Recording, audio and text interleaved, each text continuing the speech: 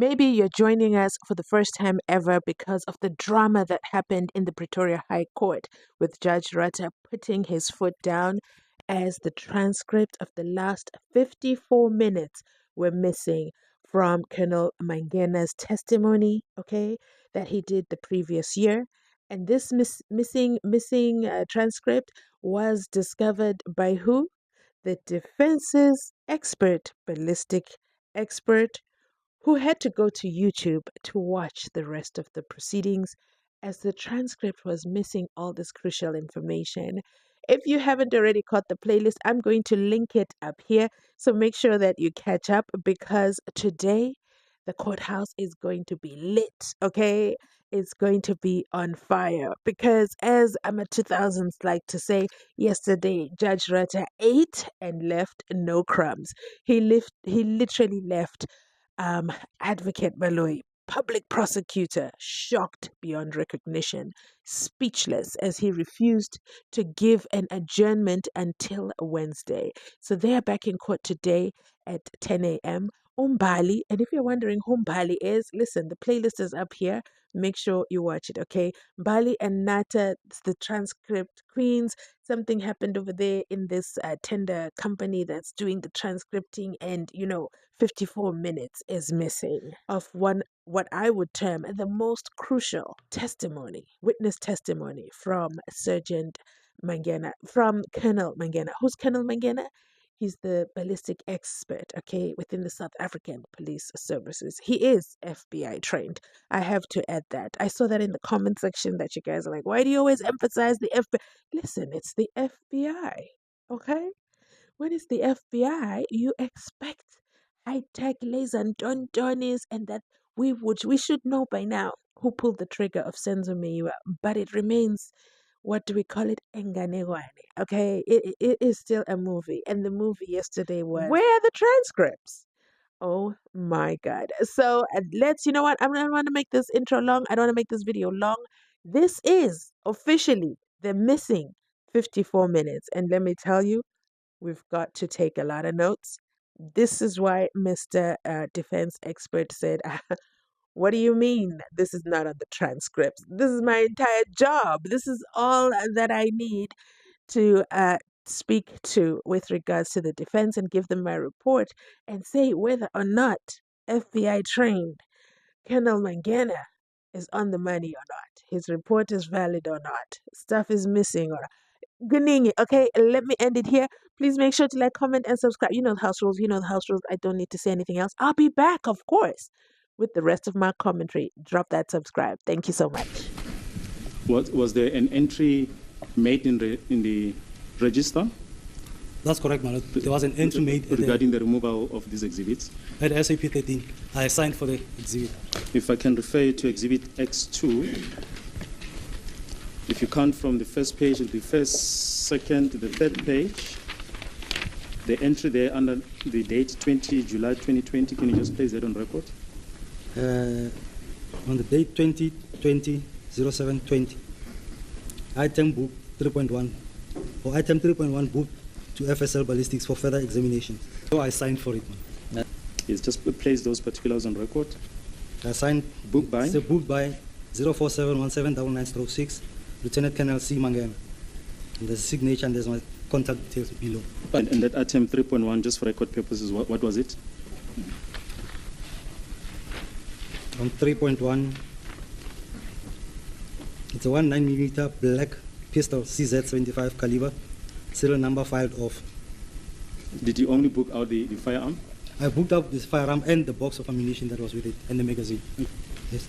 I went back to the office, and as paragraph 8, I examined and tested the pistol mentioned in 7.1 and found the pistol mentioned in 7.1 functions normally without any obvious defects.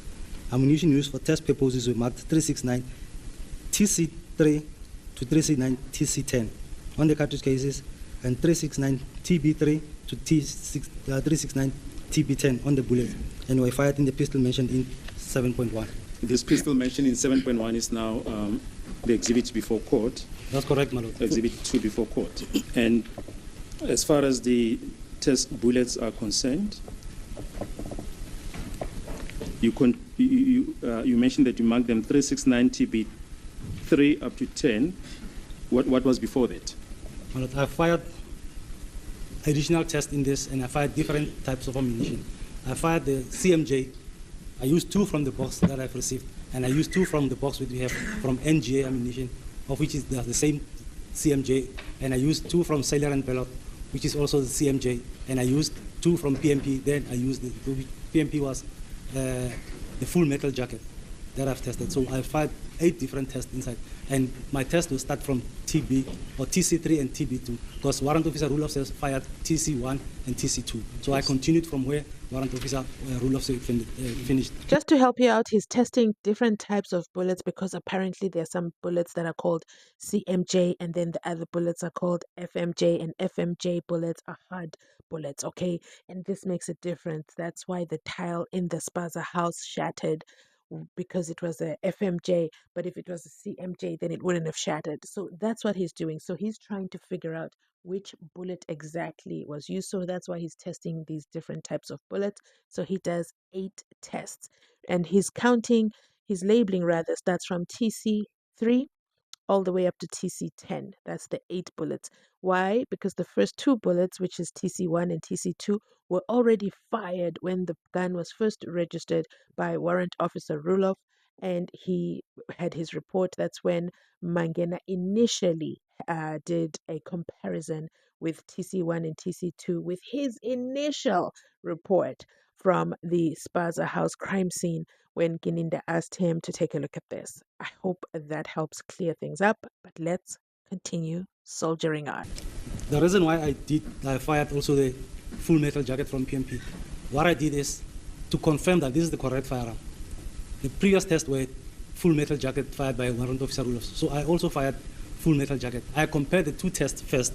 The test that I fired on the full metal jacket and the test fired by Warrant Officer Ruloff, compared them first, and I could get a matching, which confirmed that this is the correct firearm that was examined by Warrant Officer Ruloff. After confirming that this is the right firearm, I started comparing the test that I have fired with the exhibit bullet from the crime scene. In paragraph 9, it said, I examined the fired bullets mentioned in 3.1 and 8.2, compare the individual and class characteristic marking transferred to them by firearm components during the firing process using a comparison microscope, and found there is sufficient class and individual characteristic markings present on both exhibit and test bullets mentioned in paragraph 3.1 and 8.2, which indicate that the bullets mentioned in 3.1 was fired in the pistol mentioned in 7.1. Is it in court today?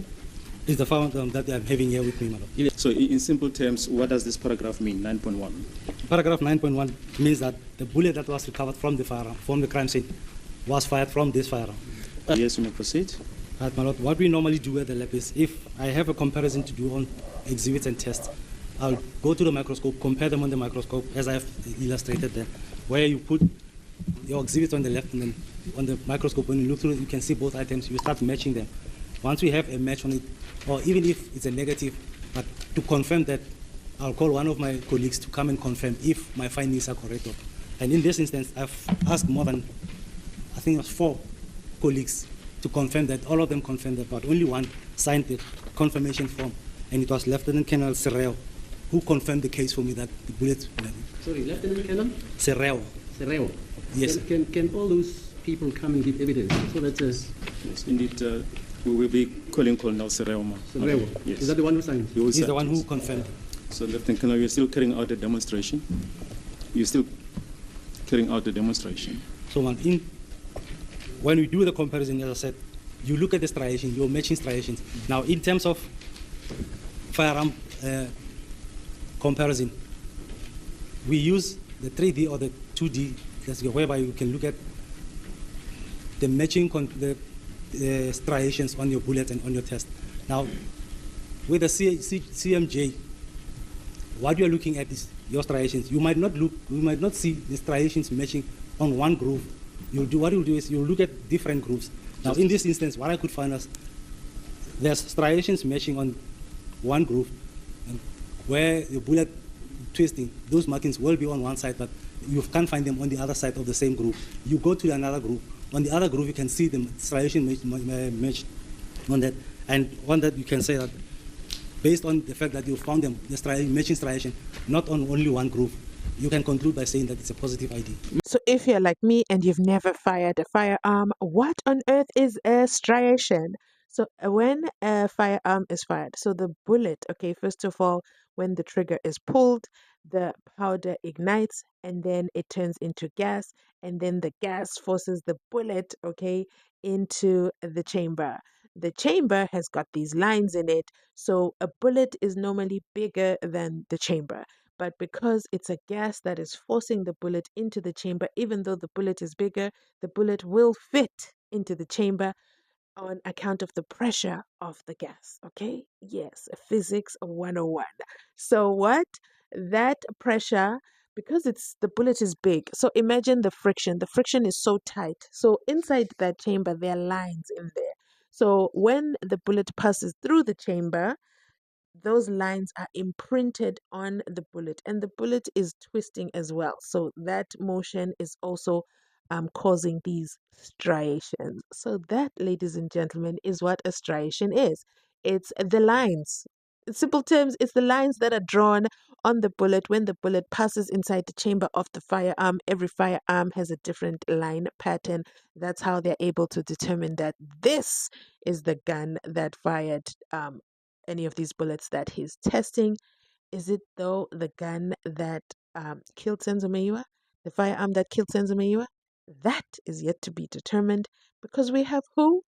The defense's ballistic expert in the building to tell us what he thinks. So let me know in the comment section down below so far if you're following. Do you think that the defense's ballistic expert will confirm what Colonel Mangena is saying? Okay, because Colonel Mangena, I'm about to say it again, is FBI trained. However, he is not the one who found the bullet at the crime scene. He was told, okay, the bullet that he was given by Sergeant Mercia, okay? Mercia is the one who collected the bullets at the crime scene, which is where the questionability is. You already know my opinion. I feel the crime scene was tainted. Yeah, I believe the crime scene was tainted. And if you don't know my reason, if you want to know my reasons for that, it is up here in the playlist. Okay, go ahead, watch that playlist again and bring yourself up to speed. Okay, so what goes on is that is the bullet that he tested. So are his tests wrong? No, I don't think the tests are wrong.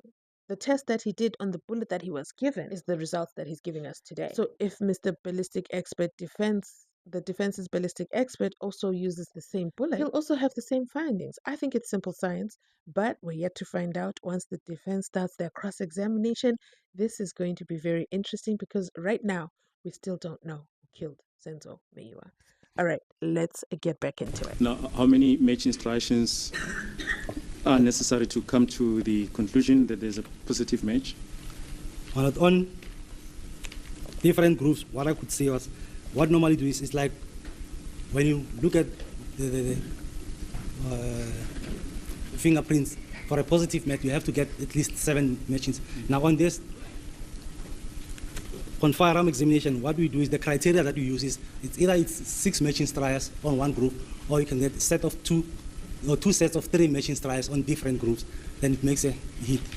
Yes, but in this instance, how many striations did you find on each group? On each group, Malot, I found, on the first group that I've matched, I found 6 matching striations. Then on the other group, I found 5 matching striations. On the other group, I found 2 matching striations, of which the pattern is different from the others. So here we're looking at the striation and the pattern. Yes, I use those 3, Malot. Did you prepare a court chart to demonstrate the match? That's correct, Malot. I prepared a code chart for that. Uh-oh. Houston, we have a problem. So you remember yesterday when Judge Rata asked Mangena, hey, since these guys have lost the transcript with all their incompetence, tell me you still have your court charts. What did Mangena say? I don't have them. I just need to use my affidavit. I mean, that's all that I was using. So technically, a couple of times Judge Rata has mentioned when addressing the defense that, hey, it wouldn't be fair for Mangena to remember his testimony that he did a year ago. Now do you see it?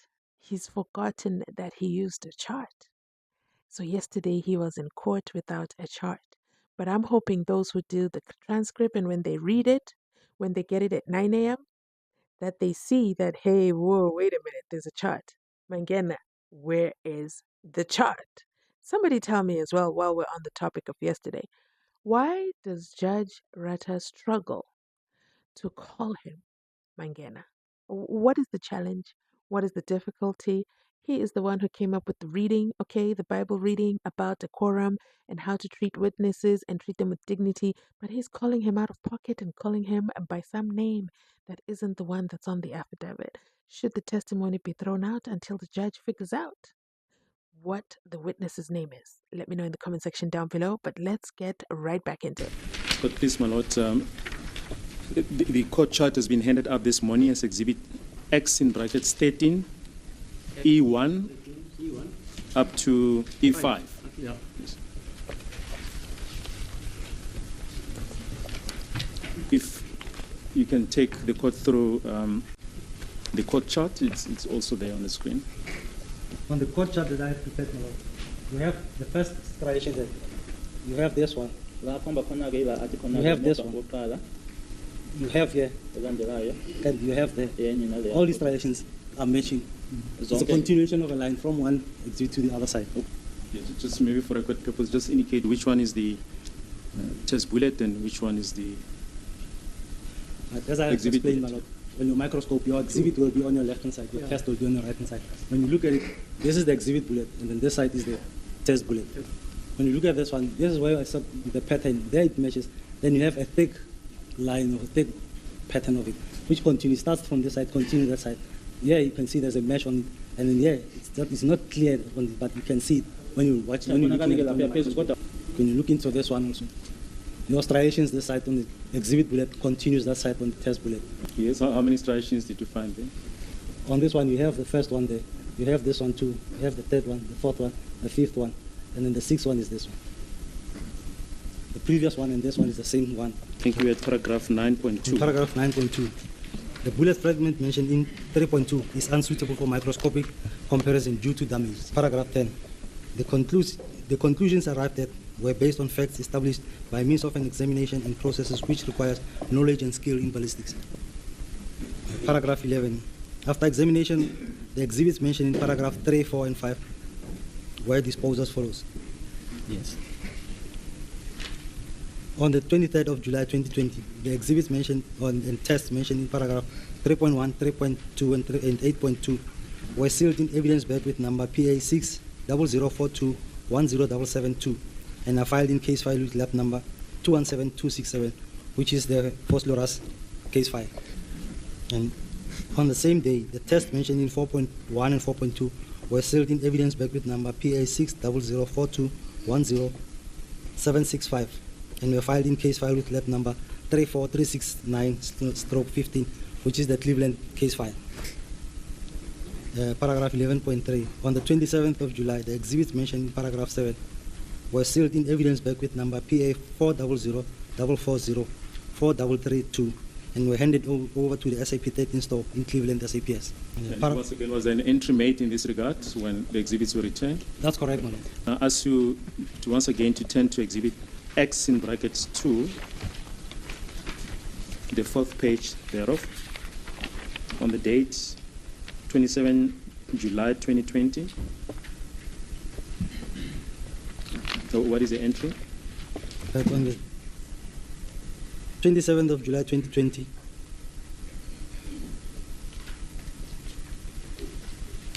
I can't see what is written here, but I can see 3.1 to 3.3 booked back by Lieutenant Colonel C. Mangena.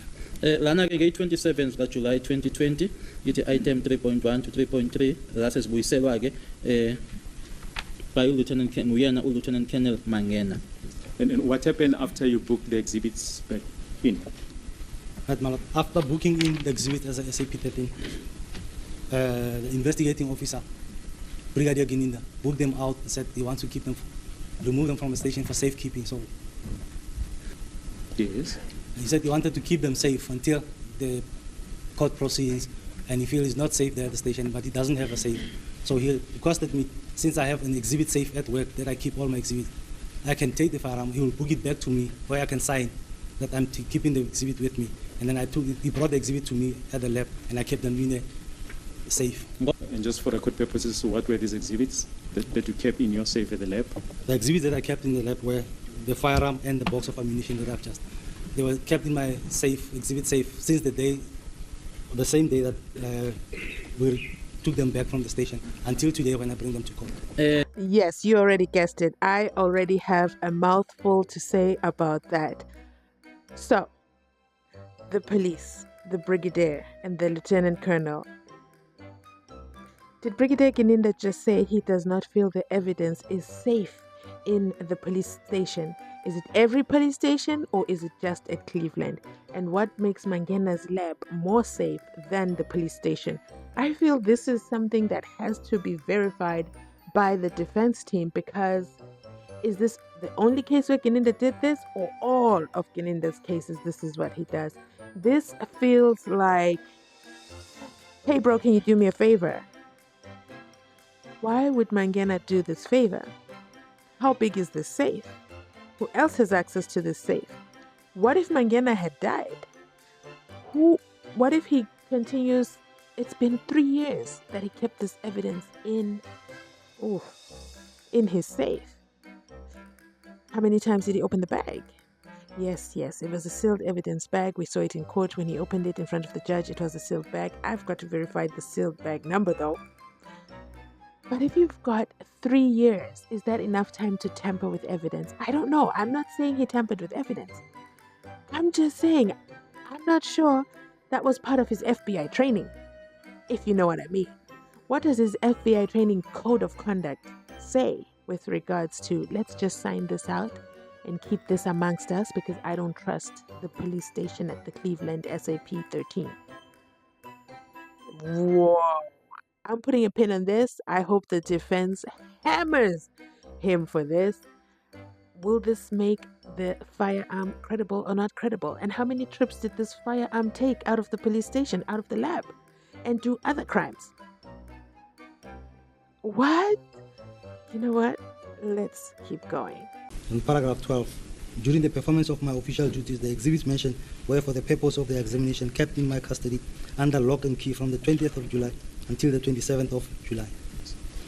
Do you confirm the correctness of your affidavit and stand by it? That's correct, my lord. If we can perhaps just deal with general issues, Colonel. Now, earlier on, you referred to your central registration system. Can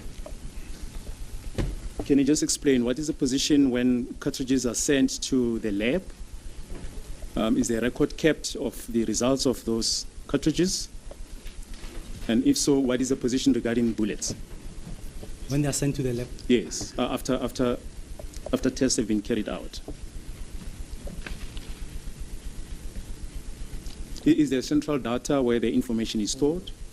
My lord, we have the IB system, which is the Integrated Ballistics Identification System.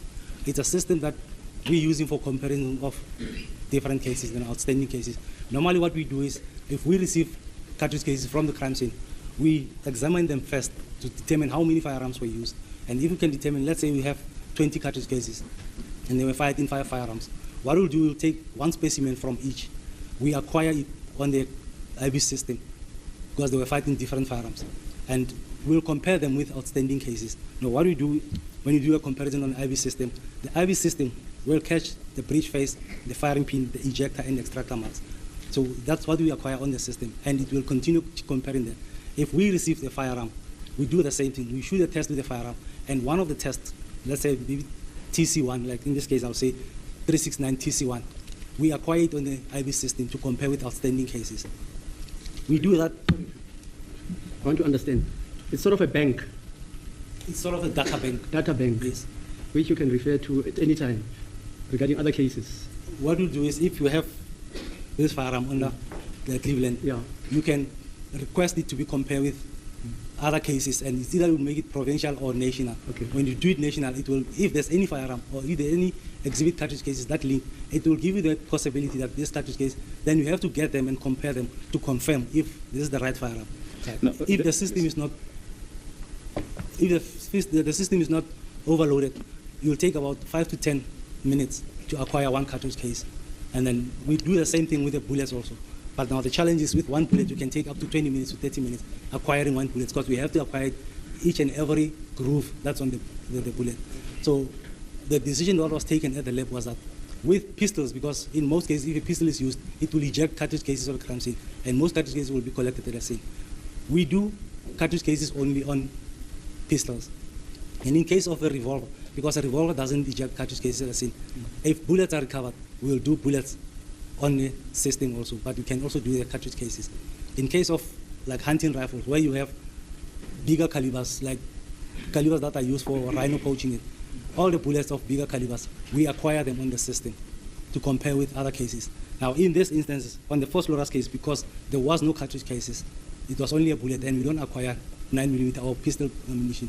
That's the reason why we missed the hit on this exhibit, where we were supposed to, if there was a cartridge case, it would have been compared with the Cleveland case around 2015. We could have found a hit on that one. That's how we missed the hit on that one. I don't want to bore you too much with too much detail, but I can see you. I can see you typing in the comment section. Yes, you. I see you typing in the comment section, and we are in agreement. He's talking about a pistol, okay?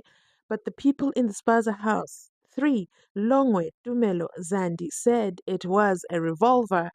And bing, bing, bing, Colonel Mangena, after all this time, you made us listen and learn how bullets work. You didn't start off by telling us that a revolver does not eject cartridges, therefore confirming the story of the eyewitnesses who were actually there when the intruders, in quotation, came into the house.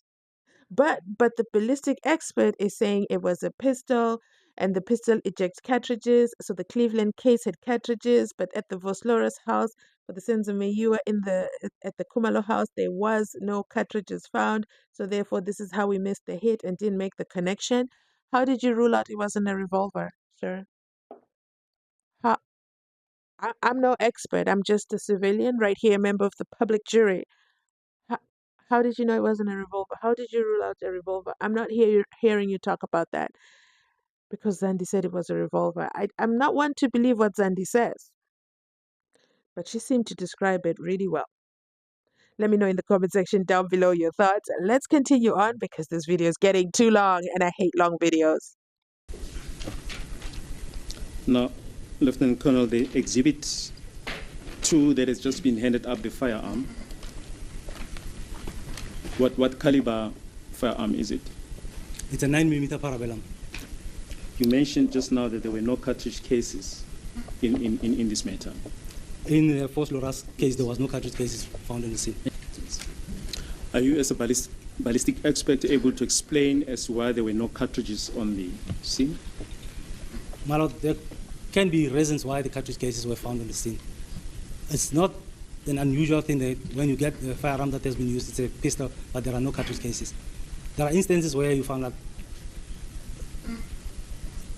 when the shots were fired, if people were crowded, there's possibility that the cartridge cases could have landed on people's clothes.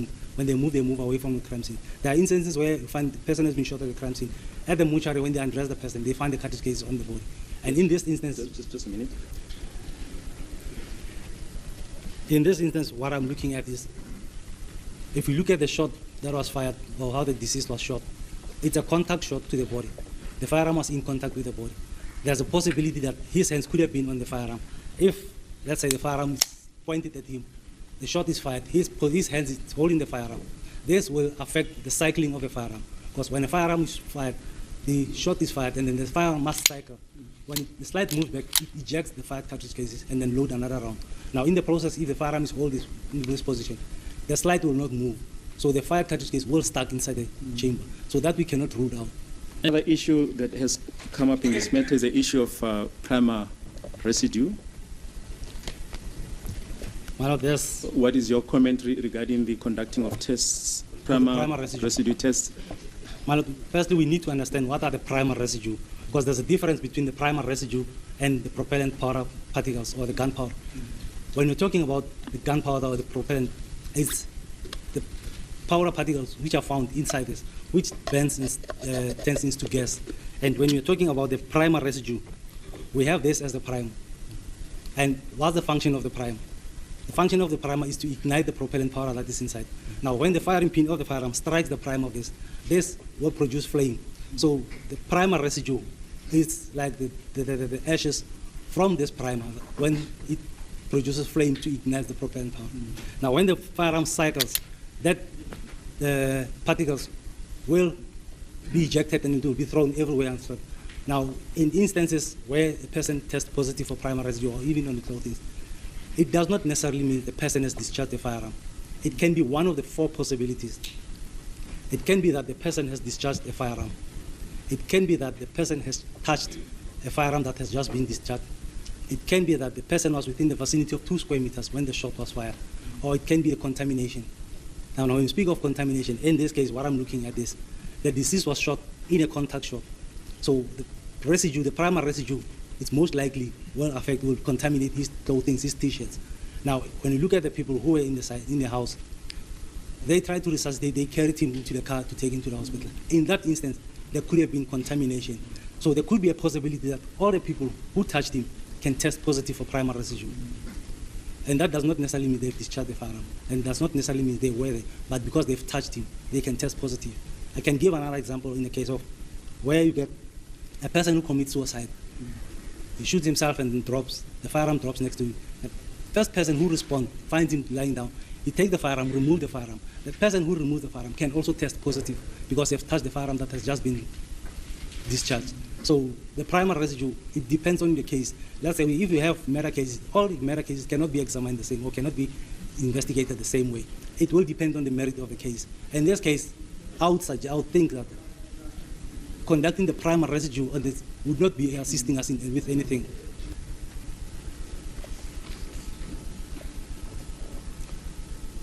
Lieutenant Colonel, if I can ask you to turn to Exhibit S.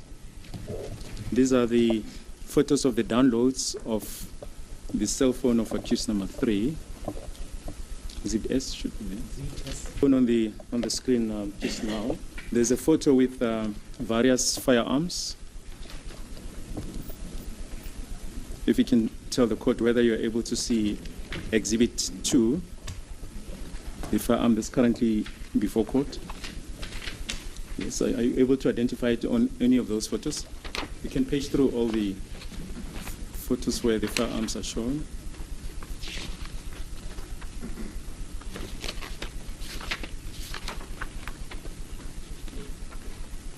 If you can have a look at that one on the screen. It's not the same type of firearm. Now look, this is also a CZ75. The same type of firearm, but I cannot confirm that it is the one that we have. Now then I see that model.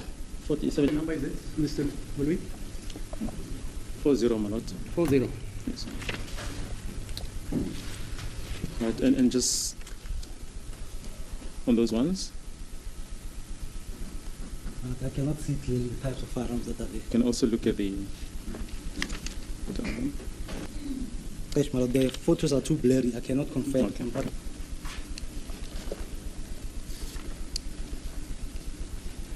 Now, Warrant Officer Musia took some swabs from the kitchen tile on the wall. Took swabs 5 and 6. It's photo 91 and 92. Now, swab 6, which was a wet swab from the kitchen tile on the wall.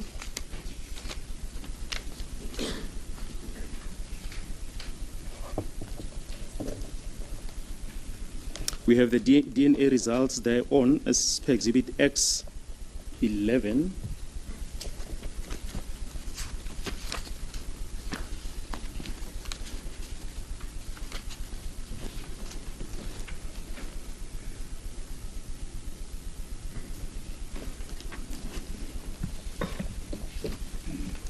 And the results are that Swab number 6, the deceased profile can be read in the DNA material that was found on the swab. What would your comment be regarding the blood that was found there on the kitchen wall? On the kitchen wall. Yes. My lord, if we look at the bleeding of the deceased, how he was shot, the entrance is on the chest, the exit is at the back. And if he starts bleeding, he's wearing a vest and a t-shirt. So for blood to be on the crime scene, for blood to start dripping, the t-shirt and the vest that he was wearing has to soak in blood first. And there's gravity, so blood will be oozing from the end will start flowing downwards. But your vest and the t-shirt must soak first in blood before it can start dripping. So the blood that we see there, it might be when they were transporting him or after maybe somebody touched the blood and then touched the wall, transferring that blood to the wall. But Yeah. that cannot be related to the wound as he was shot at. Because if you can look at how he was wounded or how the wound was inflicted, it's a gunshot. When you look at our 9mm, normal 9mm pistol, when you look at the muzzle velocity of a 9mm, the muzzle velocity of a 9mm bullet is between 350 and 380 meters per second. So it's very quick. So if a person is shot, before he could start bleeding, the bullet is already gone, it's gone. So chances of finding blood on that bullet are very slim.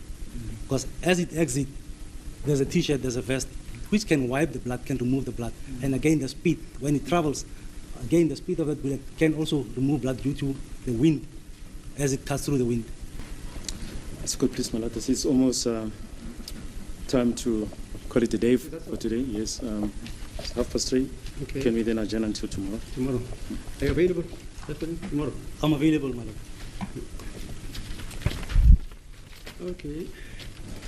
Then until 10 o'clock tomorrow. Oh my goodness, I am not a gun expert. Full disclaimer right here. But yeah, just hearing that detail that when Senzo was shot, that bullet was moving so fast, it was in and out.